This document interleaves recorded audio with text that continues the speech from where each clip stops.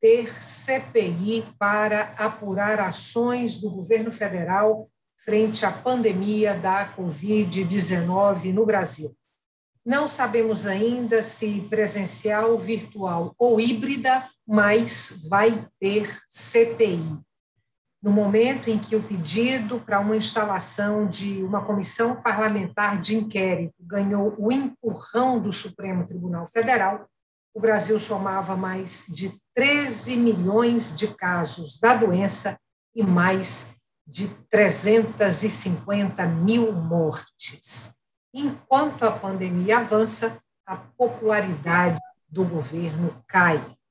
Muitas manobras e muitos interesses transitam aí entre a vida e a morte de brasileiros. A pandemia da Covid-19 e o cenário político no país é o tema de hoje do Opinião Pernambuco. Nossa entrevistada é Maria Hermínia Tavares de Almeida, cientista política, socióloga e professora da USP. Professora, muito obrigada e muito grata pela sua participação aqui no Opinião Pernambuco. Bom, prazer estar aqui com vocês e com os seus telespectadores. Muito obrigada. A CPI não é o único desdobramento da pandemia da Covid-19 no Brasil, mas eu queria começar exatamente por esse ponto. Que expectativas a senhora aguarda pessoalmente em relação a essa CPI? Olha, há duas coisas, né? O Brasil tem uma enorme experiência em comissões parlamentares de inquérito, né? Tanto no período 46-64, como depois do regime militar. Algumas foram muito importantes, outras, na verdade, acabaram não tendo resultado. O que nós sabemos é que, quando o governo tem um controle forte da sua base parlamentar e tem maioria no Congresso, ele, em geral, e quando a CPI, na verdade, é para apurar alguma coisa do governo, ele, em geral, consegue bloquear o trabalho da CPI de uma forma ou de outra. Há muitas CPIs que foram abertas e não terminaram seus trabalhos. Agora, nas condições atuais, né, em que o governo tem um suporte precário no Congresso, e há muita coisa a apurar com relação ao desempenho do governo federal na pandemia, eu acho que é possível imaginar que a pandemia, na verdade, junte e mostre para o conjunto da população tudo que não foi feito, as coisas que foram feitas de maneira errada durante esse período. Então, eu acho que há a pandemia pode ter um impacto político grande. Ela pode também simplesmente não vingar, né? Ainda está muito cedo para dizer isso. O quanto, neste momento, só o fato da CPI ter sido anunciada, o quanto ela desestabiliza o governo? Não é um problema desestabilizar, eu acho que ela contém o governo nos seus impulsos, vamos dizer assim, mais destrutivos, mais antidemocráticos, né? Nesse sentido, eu acho que a CPI, só o fato dela existir, dela ter sido aprovada, ela não foi instalada ainda, já é um fato positivo, porque ela mostra que as instituições democráticas brasileiras, na verdade, têm funcionado como um mecanismo de contenção, eu diria, dos piores impulsos do governo federal. Dependendo aí dos resultados dessa CPI, ela poderia, de alguma forma, abrir caminhos para um processo de impeachment? Olha, é cedo para dizer, né? Neste momento, eu acho que há obstáculos ao impeachment que são de várias ordens, né? Para começar, o governo federal tem um apoio significativo na população.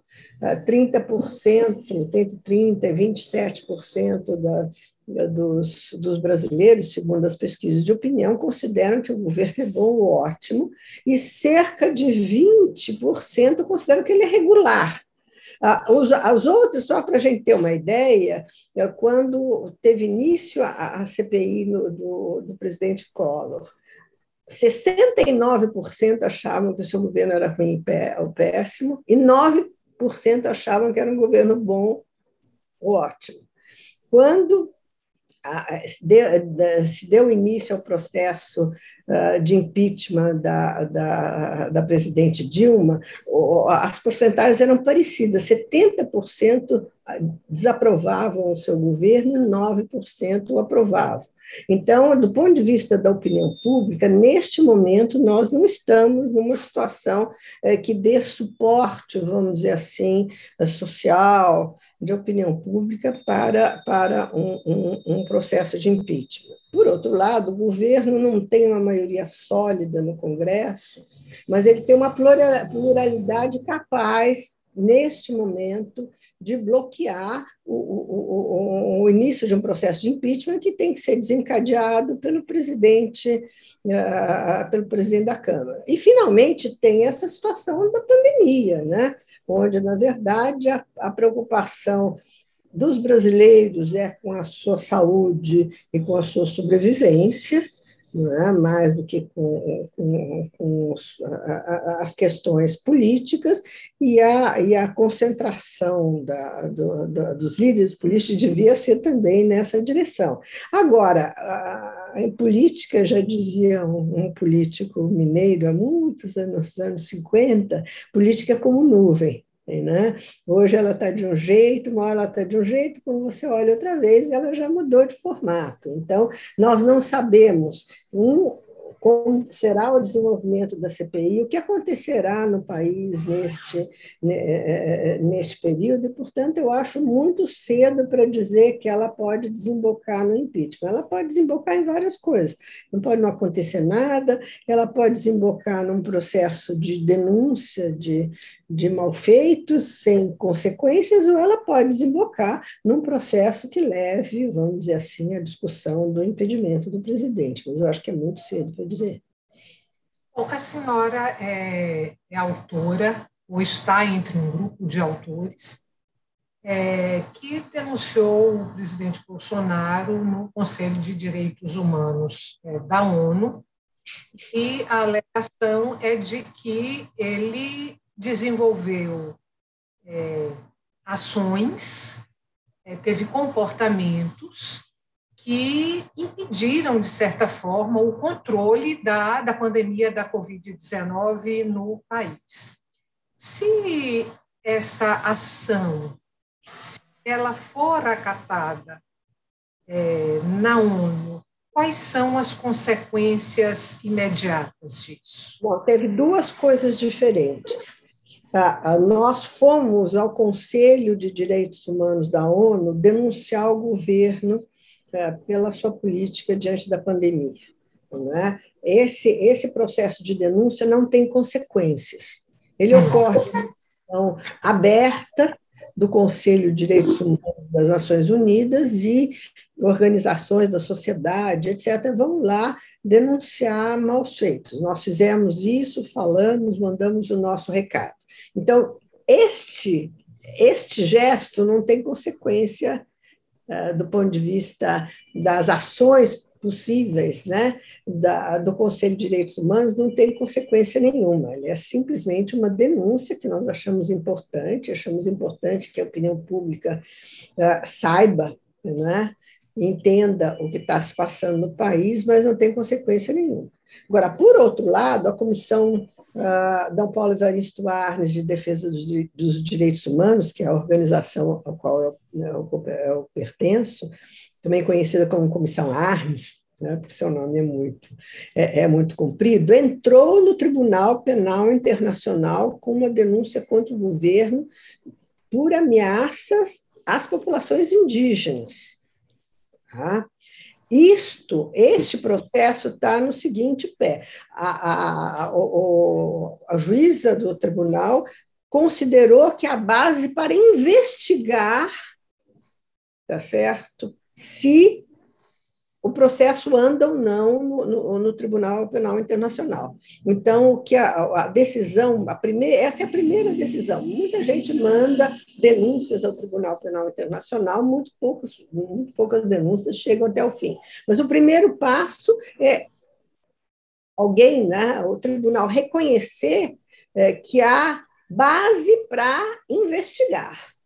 Não é? Então, agora o Tribunal Penal Internacional vai investigar, se ele considerar que a nossa denúncia tem fundamento, daí ele abre um processo. No caso dessa denúncia feita ao Tribunal Penal Internacional, o que baseia... Ela foi feita, inclusive, antes da pandemia, tá? E naquele momento, o que a gente denunciou foram medidas do governo, não é? De desorganização das instituições que regulam e protegem as populações indígenas contra o crime. Na Amazônia, né? Madeireiros, mineradores ilegais, traficantes, etc. Naquele momento, nós achamos que haviam elementos para indicar que o governo, na verdade, estava pondo em perigo, não é, a existência de alguns grupos indígenas na Amazônia, sobretudo de grupos isolados. Existe ainda na Amazônia grupos que não têm contato com as populações da região, nem com as populações brancas. E esses grupos são muito vulneráveis. Se você não protege, se você não os protege, eles podem simplesmente desaparecer. Né? Essa ação, ela tem por base a tese de genocídio? Tem. Ela tem por base a tese de perigo e ameaça de genocídio dessas populações indígenas, tá? Mas ela foi uma ação que nós levamos ao Tribunal Penal Internacional antes da Covid, né? Antes de que, na verdade, outras ameaças aparecessem, inclusive as populações indígenas por contaminação, etc. Tá? E esse é um processo que pode ter continuidade. Demora bastante, né? É um processo longo. O Tribunal Penal Internacional tem uma definição muito estreita, muito estrita do que seja genocídio, né? Então, ele vai discutir, vai investigar se cabe, tá certo, a designação de genocídio para o crime que nós estamos apontando, e aí sim, feita essa primeira investigação, ele pode ou não abrir um processo contra o Brasil, mas são duas coisas diferentes. A nossa denúncia sobre a Covid, que foi uma denúncia curta, mas forte, responsabilizando o governo por parte, né, pelo menos, do desastre sanitário, humanitário, social que nós estamos assistindo hoje, foi uma denúncia feita no Conselho de Direitos Humanos, e essa denúncia se encerra no momento em que ela é feita. Professora Hermínia, a gente vai fazer um intervalo curtinho e volta daqui a pouco para continuar essa conversa. Para você que está em casa. Até já.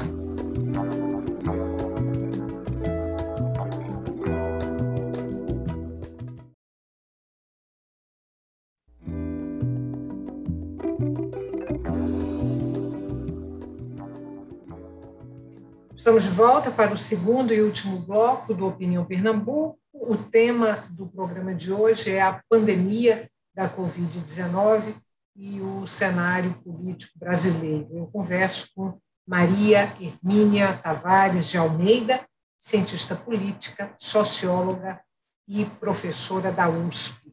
Lembrando para você que o Opinião Pernambuco também é veiculado pela Rádio Universitária FM e pela Rádio Universitária Paulo Freire AM. Professora, no bloco anterior, a gente começou falando sobre a instalação da CPI, que vai apurar aí as ações do governo federal. Leia-se mais precisamente as ações do presidente Jair Bolsonaro e as ações do ex-ministro da Saúde, Pazuello. Mas eu queria, nesse bloco, trazer outros elementos que afetam, de certa forma, o governo brasileiro hoje. E eu vou pedir para a senhora, a partir desses outros elementos, se quiser destacar algum para comentá-lo, ou então analisar qual é o fôlego do governo daqui para frente, considerando esses pontos. Eu elenquei aqui a popularidade do presidente em queda, embora seja um percentual que há que ser considerado de aprovação, a senhora chamou atenção para isso no bloco anterior, a pressão de opositores, mas também pressão de aliados por conta do descontrole da pandemia da Covid-19, a perda de apoio entre as elites econômicas, a tensão com os governadores, que não é pouca, e o descrédito internacional. Como é que fica a situação do governo federal, considerando aí essa radiografia? Eu acho que a radiografia é correta, você apontou os principais elementos que enfraquecem, não é, o governo Bolsonaro. Eu começo pelos últimos, né? O governo hoje está sob forte pressão internacional para assumir compromissos fortes com a defesa do meio ambiente no Brasil, especialmente com a proteção, não é, da floresta amazônica. Nós vamos ter agora a cúpula dos líderes, agora semana que vem, né? No final do mês de abril, e o Brasil está sob forte pressão disso, tão forte que o ministro das Relações Exteriores caiu, né? O ministro das Relações Exteriores que tinha uma atitude negacionista, enfim, que vivia num mundo de ideias estranho, né? Paranoico, etc. Então, eu acho que essa é a primeira coisa. A segunda coisa é que, a propósito das questões ambientais e da administração da pandemia, uma parte importante das elites econômicas, de alguma maneira, se afastou do governo. Né? Então, acho que, do ponto de vista ambiental, existem várias articulações, a mais importante delas é a concertação pela Amazônia, mas já existiu manifestos de grupos financeiros, dizendo, né, grupos de administração de fundos financeiros, inclusive de fundos internacionais, pressionando para que o governo mude a política ambiental, e toda a mobilização da concertação da Amazônia, que inclui um grupo empresarial importante. Por outro lado, a carta dos economistas e empresários com relação à pandemia também é um documento forte, né? E se nós olharmos quem foi ao jantar com o presidente Bolsonaro em São Paulo, nós veremos que os principais empresários, os principais administradores do sistema financeiro, etc., que, salvo poucas exceções, não estavam lá, né? Então, há um estranhamento entre a elite econômica brasileira e o governo Bolsonaro. O governo Bolsonaro, graças à sua desastrosa gestão da pandemia, né, e sua atitude militante, na verdade, contra as políticas razoáveis, né, de defesa da população na pandemia, se indispôs com governadores, prefeitos de cidades importantes, etc. Então, tem uma tensão federativa aí importante, não é? Com governadores importantes, de estados importantes, etc. E isso vem, na verdade, não o favorece. A sua base de apoio parlamentar é muito precária, porque ela não tem nenhum elo de convergência de políticas, né? Ela é uma base estritamente pragmática, do ponto de vista dos dos parlamentares, feita com grupos de parlamentares que, na verdade, estão interessados em benefícios, né, imediatos e que podem tirar o apoio do governo, como fizeram no passado. Né? Esses parlamentares que hoje são a base do governo estavam na base da presidente Dilma e saíram, não é, quando a situação piorou. Então, finalmente, todas essas coisas desenham um quadro de revés do governo, né? não de êxito. E, finalmente, tem a questão da opinião pública. Aí é um pouco mais complicado. O governo, logo depois das eleições, onde ele teve 55% dos votos, etc., a sua aprovação caiu, subiu um pouco com o auxílio emergencial e voltou a estacionar por volta de 30%, né? Pouco menos de um terço da população. Não é pouco. Né? É minoritário, mas não é pouco. E está estacionado aí, na verdade. Né? Por outro lado, além desses 30%, tem cerca de 20% que acham que o governo é regular. Não estão dizendo que o governo é ruim, estão dizendo que o governo é regular. Então, na opinião pública, tá certo? Eu acho que ele tem uma posição que é de minoria, não é? Mas não se assemelha à posição de presidentes que perderam seu mandato. Não é? Então, eu acho. Aí a gente ainda não entendeu por que, diante de tanto desmando, né, ele mantém uma base relativamente fiel, mas eu acho que ela é fiel. Ela pode cair um pouco, etc., mas, por enquanto, ela está meio estacionada nos 30%. Professora, não é segredo para ninguém que o sonho do presidente Bolsonaro é se reeleger em 2022. Então, praticamente todas as ações, todos os movimentos dele no governo levam a prospecção de se reeleger presidente da República em 2022. Eu vou trazer aqui para a senhora uma observação que não é minha e vou pedir para a senhora comentar. A observação em relação a esse desejo do presidente permanecer na presidência da República, abre aspas, pelo voto, se possível, pela força, se necessário, fecha aspas. É isso que vai pela cabeça do presidente, se a gente analisa os movimentos. Não sei de onde é que você tirou, mas eu escrevi isso na minha coluna da Folha de Trabalho.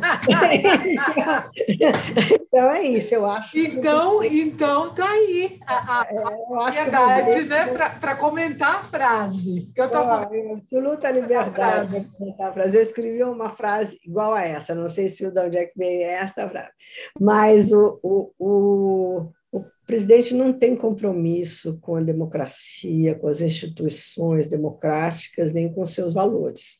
Né?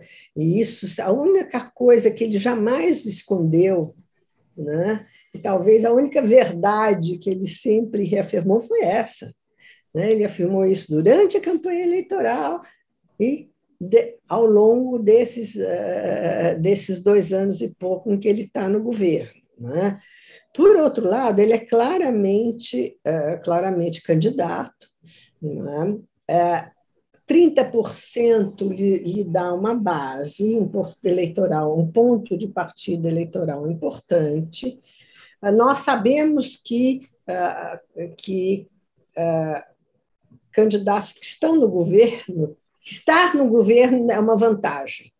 A reeleição é a norma nos países onde tem reeleição. Tá? Então, derrotá-lo não será fácil, mas não é impossível, e eu acho que tudo depende um pouco de como se organizarem as outras forças, etc. E eu acho que ele julgará, né, se perder, né, esperamos que perca, ele se perder, ele vai tentar deslegitimar o processo eleitoral.